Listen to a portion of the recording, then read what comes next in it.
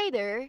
In this video, I'll give you a quick guide on how you can set up Cloudflare for your domain. So please listen carefully to each step that I will be explaining because I will describe everything clearly so you can follow along even if your screen looks different. And this ensures that your website is protected, fast, and has enhanced DNS management features. So first, you will log into your Cloudflare and then click a site from the dashboard. So it should be right here if you do have that option and if you do have the full version of the website. And yeah, you have to make sure that you do have the full version so that you won't be missing anything out.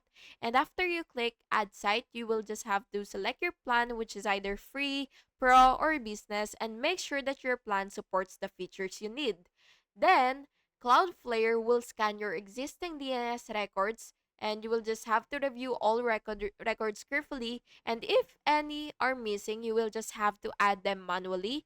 And next, you will update your domain registrar using the to use the Cloudflare provided name servers. And by the way, this step is critical for full integration. And finally, you will just have to click done and check name servers and wait for propagation.